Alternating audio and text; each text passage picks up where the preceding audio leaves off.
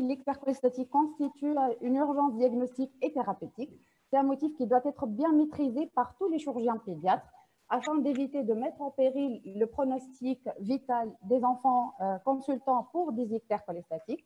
Donc, c'est défini par un arrêt partiel ou total de la sécrétion biliaire. Cliniquement, on peut avoir une hypercutanéomycose associée à une décoloration partielle ou totale des selles et une viscéromégalie. Il faut savoir que l'humain détecte un subbutère si la bilirubine est supérieure à 30 micromoles par litre et on parle d'ictères francs si le taux de bilirubine est plus que 50.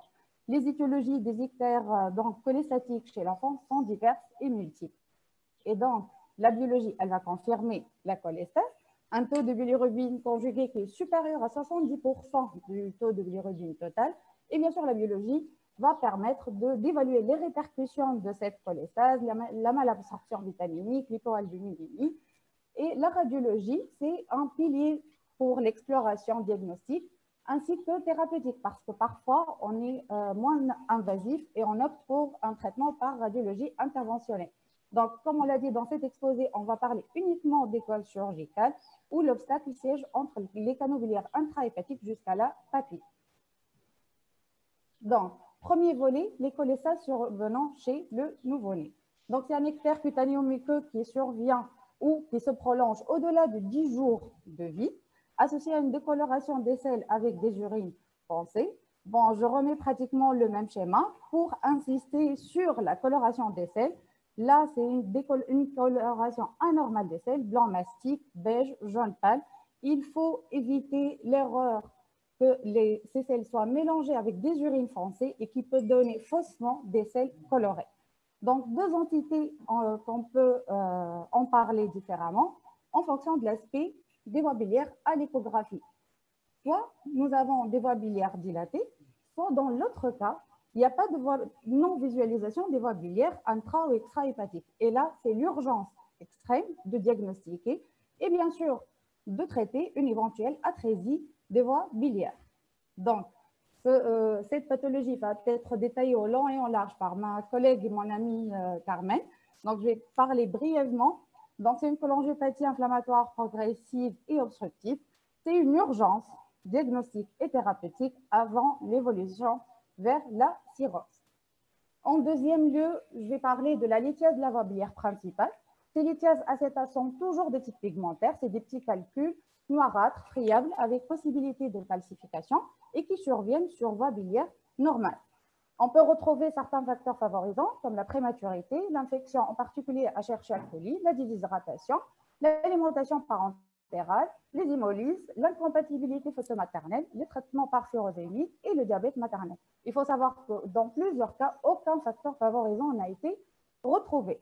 La cholestase clinique est souvent fluctuante. Le diagnostic échographique montre, comme vous le voyez sur ce cliché d'échographie, une dilatation régulière, modérée, des voies biliaires extra- et intra-hépatiques. La visualisation d'un calcul bloqué au niveau du bas cholédoque n'est pas toujours possible vu l'interposition de gaz digestifs et on retrouve souvent l'association de sludge ou de calcul vésiculaire.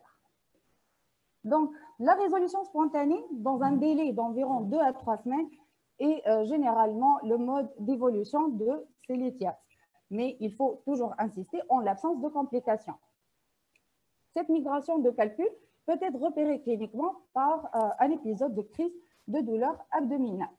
Lors de l'apparition de fièvre ou de cholangite, c'est une urgence médico-chirurgicale.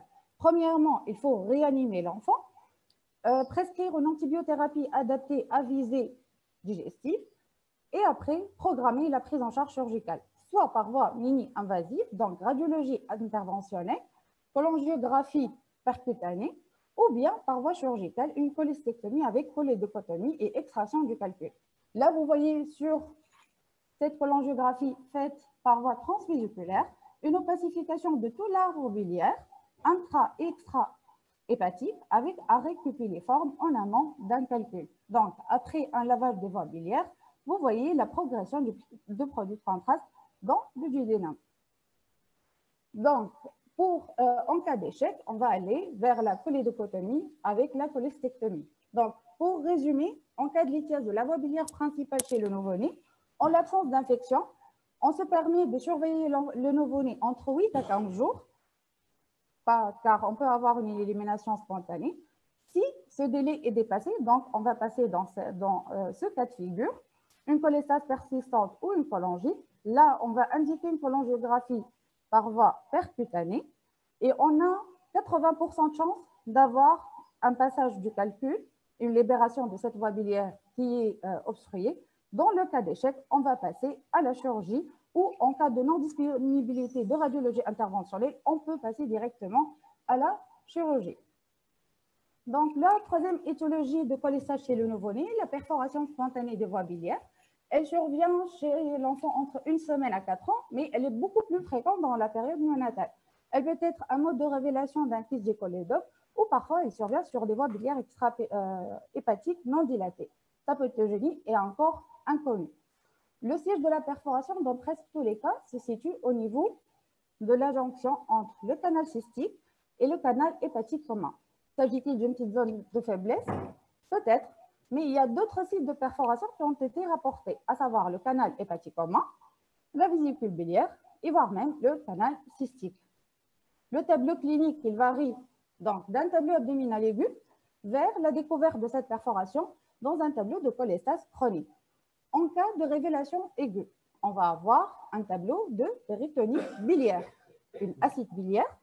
Donc, parfois, l'examen clinique, on arrive à avoir une coloration verdâtre à l'ombilic ou aux bourses chez le garçon, une distension abdominale, un ictère modéré fluctuant et une décoloration brutale des selles chez un nouveau-né qui était tout à fait normal juste là. L'échographie va montrer une acide diffuse ou un bilome localisé en sous-hépatique, comme vous voyez ici sur ce cliché de scanner. La dilatation des voies biliaires peut manquer. Dans les cas où le mode de révélation, c'est la cholestase chronique, on peut se permettre d'explorer le malade, pratiquer une scintigraphie hépatobiliaire ou une cholangio-IRM, et vous voyez là l'extravasation du produit de contraste. L'évolution peut se faire vers la cicatrisation spontanée de la perforation, avec apparition de sténose et accumulation de calculs en amont. Dans les autres cas de péritonite biliaire, comme on l'a dit, c'était un tableau abdominal aigu, le traitement il est chirurgical. Il peut aller d'un simple drainage biliaire dans les cas de petites fistules non compliquées vers la montée dense à la roue. Et là, vous voyez à travers cette cholangiographie l'extravasation du produit de contraste au-delà de la voie biliaire principale. Alors, donc, une cholestase chez un nouveau-né, c'est généralement un obstacle qui siège au niveau du carrefour hépato-bilio-pancréatique. Parmi les obstacles qui peuvent être objectivés, les duplications digestives, plus précisément, les duplications duodénales qui font à peu près 5% de duplications digestives. Elles siègent sur le versant mésentérique, ce qui explique l'effet de compression sur ce conflit hépato-bilio-pancréatique. Elles sont souvent kystiques non communicantes et donc ce qui renforce l'étiologie par compression orientant vers un ictère rétentionnel. À l'échographie, nous avons un aspect kystique. L'échographie va en outre bien préciser les rapports avec le pancréas. Pour l'imagerie en couple, la TDM, la cholangio-IRM, elle va plutôt détailler les rapports avec l'arbre biliaire. Les diagnostics différentiels, c'est la dilatation congénitale de la voie biliaire principale et le kyste congénital pancréatique. Le traitement, c'est la chirurgie. C'est une résection plus ou moins complète. Pourquoi plus ou moins complète? Parce que nous sommes très intimes avec la convergence bilio-pancréatique, donc il faut faire attention afin d'éviter une éventuelle lésion péropératoire iatrogène. Donc, dans le même cas de figure, c'est un ictère rétentionnel, donc effet de compression, on va parler de quelques tumeurs qui peuvent être responsables de cholestase néonatale. Des tumeurs bénignes comme l'hémangiomes infantile de la tête du pancréas que vous voyez ici sur cette coupe scanographique, l'angiome hépatique, des tumeurs malignes comme le neuroblastome, c'est une tumeur à partir des cellules de la crête neuronale, donc il peut exercer un effet de masse sur le hile hépatique et l'arbre biliaire extra-hépatique et peut être révélé selon le mode d'ictère cholestatique. Alors, donc, chez le nouveau-né, il y a des cholestases d'origine chirurgicale donc qu'on va diviser selon l'aspect des voies biliaires. Voie biliaire non dilatée, c'est une urgence diagnostique et thérapeutique. C'est l'atrésie des voies biliaires. En cas de voie biliaire dilatée, on peut se permettre donc de réaliser d'autres explorations afin de mieux étayer le diagnostic et donc rechercher d'autres étiologies, comme on l'a dit tout à l'heure, une étiase primitive, une perforation spontanée des voies biliaires, bien sûr, en dehors des tableaux de péritonite biliaire, les duplications duodénales, les tumeurs qui peuvent être bénignes ou malignes. La cholestase donc chez le nouveau-né, c'est un tableau clinique et biologique, multiples étiologies, mais qui nécessite une approche multidisciplinaire, impliquant un néonatologue, un radiologue, un chirurgien pédiatre et un hépatologue, afin d'assurer un diagnostic positif précoce permettant de planifier la prise en charge adéquate précocement et éviter un tournant évolutif redoutable. Donc, comme on l'a dit, on va traiter les cholestases en fonction de l'âge. Là, on va passer à la deuxième partie. C'est les cholestases qui sont découvertes chez le nourrisson et le grand enfant. Donc, le motif de consultation, pareil, c'est le même, l'ictère cutanéo-muqueux, le prurite, qui survient généralement au-delà de l'âge de 4 à 5 mois. La décoloration des selles doit être recherchée, la viscéromégalie aussi. La biologie va montrer la cholestase, la cytolyse, et rechercher d'éventuels signes d'insuffisance hépatocellulaire. Bien sûr, le premier examen d'imagerie qu'on doit réaliser, c'est l'échographie abdominale à la recherche de dilatation des voies biliaires. Alors, la première cause de cholestase chez le nourrisson et le grand enfant, avec des voies biliaires dilatées, c'est la dilatation congénitale de la voie biliaire principale. Ce chapitre aussi va être détaillé par ma collègue et mon ami Dr Zitouni tout à l'heure. Et comme vous le savez, en Tunisie, nous sommes un pays endémique du kyste hydatique du foie, qui est secondaire au développement de la forme larvaire du Leucococcus granulosus. Donc, le kyste hydatique du foie a un développement lent, donc des tableaux cliniques qui sont assez variés, et donc il peut être découvert parfois dans un tableau d'ictère cholestatique. Il faut savoir que les complications du kyste hydatique du foie peuvent être brouillantes, voire même mortelles, suite à un choc anaphylactique. Anciennement, nous utilisons la classification de Hardy pour classer les kystes hydatiques du foie, mais récemment, on utilise plutôt la classification de l'OMS qui classe les kystes en actifs, transitionnels et inactifs. La rupture donc, du kyste hydatique du foie dans la voie biliaire principale, comme vous voyez sur cette coupe échographique avec présence de matériel hydatique est responsable d'ictère cholestatique, ainsi que la compression des voies biliaires extra-hépatiques. La rupture dans les voies biliaires, elle survient généralement dans 17 à 44% des cas, avec présence de matériel hydatique dans la voie biliaire principale. Le traitement, c'est la réanimation. La voie d'abord peut être la parotomie ou la paroscopie. Donc, initialement, on va ouvrir le kyste, enlever cette membrane très légère, assurer la vacuité des voies biliaires par un bon lavage, puis on va s'intéresser au traitement de la fistule. Et alors, il y a plusieurs attitudes thérapeutiques qui ont été avancées et discutées, mais on va parler des attitudes les plus fréquentes dans la littérature. En cas de fistule latérale plus ou moins linéaire, on va réaliser un aveuglement de cette fistule, plus ou moins un drainage externe. En cas de fistule qui est assez large, on va réaliser un drainage bipolaire, ça veut dire un drainage du cholédoque à travers cette fistule et un drainage au niveau de la cavité résiduelle. Un autre type de drainage a été aussi discuté, c'est le drainage transfistulo-audien. Donc, c'est un drain qui sera mis à travers cette fistule et arrivant au niveau de DIC.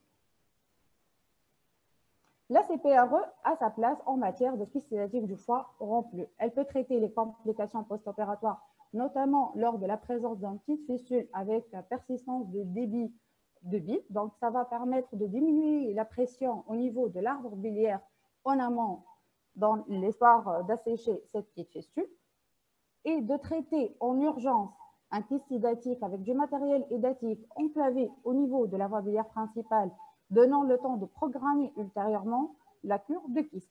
Il faut savoir qu'avec la CPRE, on peut enlever la membrane très légère par la sonde à ballonnet ou à la pince d'Ornia. Et on peut aussi assurer un drainage nasobiliaire, voire même une pose de prothèse permettant de maintenir le flux biliaire et bien assurer la vacuité des voies biliaires ultérieurement. Il faut savoir que le drainage nasobiliaire est très mal toléré. Je vais passer ensuite à la lithiase biliaire primitive. Pourquoi primitive? Parce que c'est des voies biliaires qui sont normales. Il y a 3 types de lithiase biliaire, la lithiase pigmentaire, la lithiase cholestérolique et les pseudolithiases secondaires à la précipitation intravésiculaire de médicaments à élimination biliaire, notamment la ceftriaxone, la rocifine. Donc, dans à peu près moitié des nourrissons, on ne retrouve pas d'étiologie évidente. Chez l'enfant, entre 10 à 40% des cas, on ne retrouve pas aussi d'étiologie. Mais certaines pathologies peuvent être retrouvées, à savoir la mucoviscidose, les hémolyses chroniques, la PFIC, dont le Dr Sissaoui vient d'en parler, certains médicaments, la clofibrate, le créotide, la ceftriaxone, l'obésité, la surcharge pondérale et le régime amincissant. Les complications de ces lithiases biliaires primitives, c'est l'obstruction au niveau de la voie biliaire principale, donc une dilatation, une stase biliaire, pullulation microbienne, donc évolution vers la cholangite ou l'abcès hépatique. Comme aussi, elle peut évoluer vers la perforation des voies biliaires, notamment au niveau de la jonction. La biologie confirme l'infection par un syndrome inflammatoire biologique associé à une cholestase, cytolyse, une réaction pancréatique et rechercher éventuellement des signes d'insuffisance hépatocellulaire dans le cas de cholangite sévère, septicémique, qui donc expose aux menaces, le risque vital de l'enfant. Donc, radiologiquement, on peut retrouver une opacité de tonalité calcique sur l'aspect. Ou à l'échographie, on peut objectiver un calcul bloqué au niveau du bas cholédoque avec une dilatation de l'arbre biliaire intra- et extra-hépatique tout en amont. Du sludge ou des lithiases vésiculaires peuvent être associés. L'opacification des voies biliaires permet de confirmer le diagnostic. En outre, permet d'éliminer une dilatation congénitale de la voie biliaire principale et bien sûr nous offre la possibilité de gestes thérapeutiques, comme on l'a dit pour les cholestases chez le nouveau-né. À travers donc, cette fonction transvésiculaire, on va opacifier l'arbre biliaire extrahépatique. Vous voyez ici la terminaison pupilliforme du produit de contraste peut associer un lavage, désenclavement de ce calcul et bien sûr progression du produit de contraste en aval dans le duodénum. La sphinctérotomie endoscopique, donc, qui nécessite un matériel spécialisé.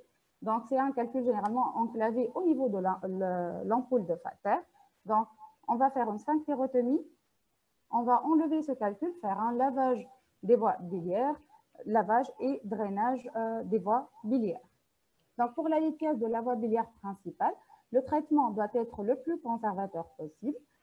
On peut faire une cholodécotomie avec fermeture sur drain de cœur, une cholestectomie avec lavage de la voie biliaire principale, plus ou moins associé à un drainage transcystique.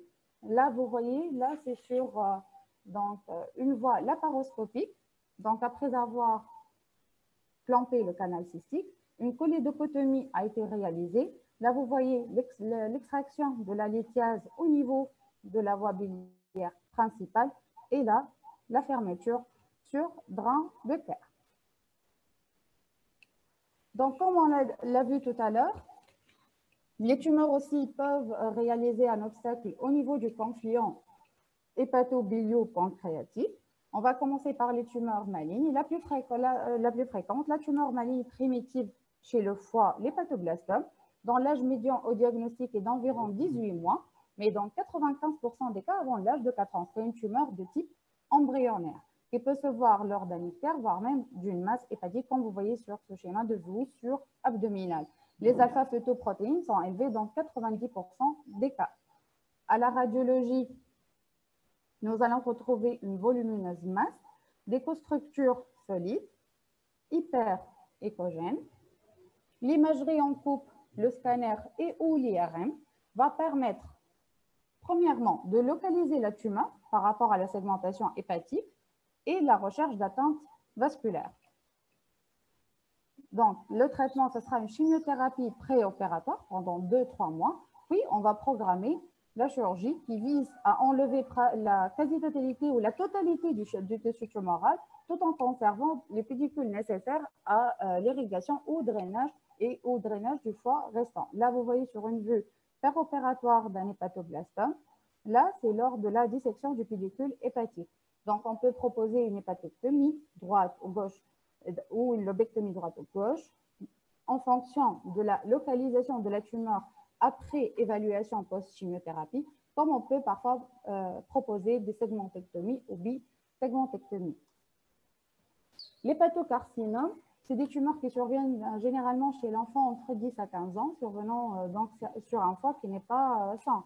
Donc, un contexte d'hépatite B, de tyrosinémie, de déficit en alpha-1 antitrypsine ou d'hémochromatose.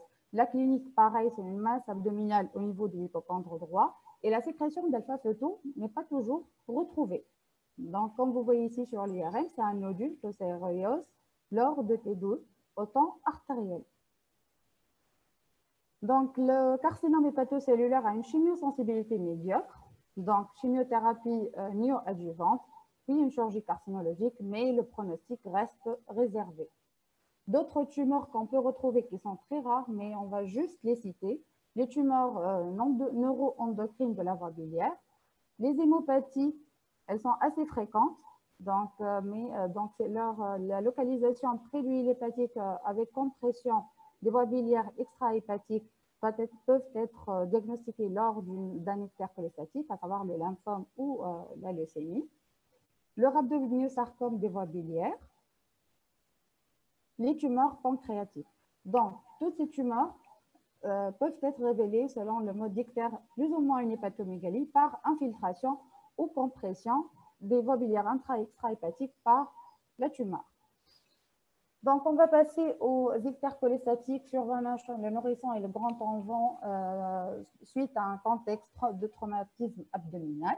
Donc, soit un traumatisme direct des voies biliaires, donc traumatisme qui peut être fermé ou ouvert, ou suite à un traumatisme iatrogène.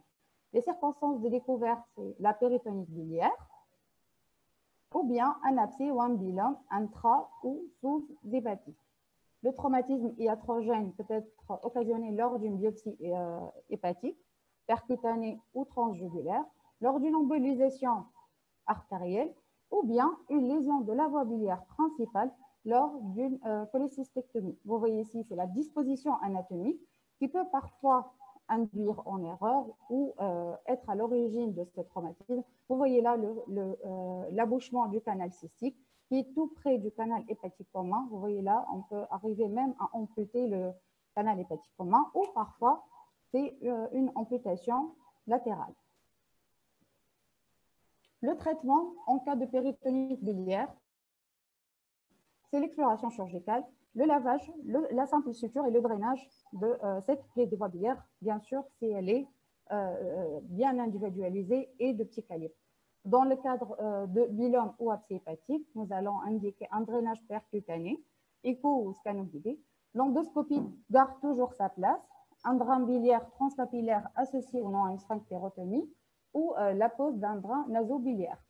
Dans les cas complexes de fistule biliaire, une montée dense à la roue sur vésicule biliaire ou fistule organisée est indiquée.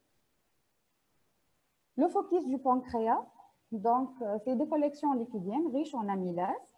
C'est des remaniements des foyers de nécrose qui sont de siège intra- ou extra-pancréatique, survenant 4 à 6 semaines après un traumatisme abdominal, généralement au niveau épigastrique. La clinique donc, de découverte du focus de pancréas peut être donc, des douleurs abdominales ou parfois des vomissements. Donc, l'échographie permet de montrer la taille, le siège et le nombre des focus du pancréas. La TDM, comme vous voyez ici, c'est un focus du pancréas qui exerce un effet de masse sur l'estomac avec bombement de la paroi postérieure de l'estomac. La cholangiopancréatographie rétrograde endoscopique montre l'effet de masse de ce focus du pancréas. La prise en charge, elle est complexe parce que plusieurs discussions et des avis qui divergent sur le choix du moment idéal de l'intervention après la découverte du pseudokyste. et le type de procédé pour lequel on doit opter afin d'offrir les meilleurs résultats thérapeutiques. Donc, on peut soit discuter la ponction percutanée, comme vous voyez ici, c'est une ponction d'infocus du pancréas, soit c'est un drainage endoscopique. Là, vous voyez, là, c'est une vue endoscopique.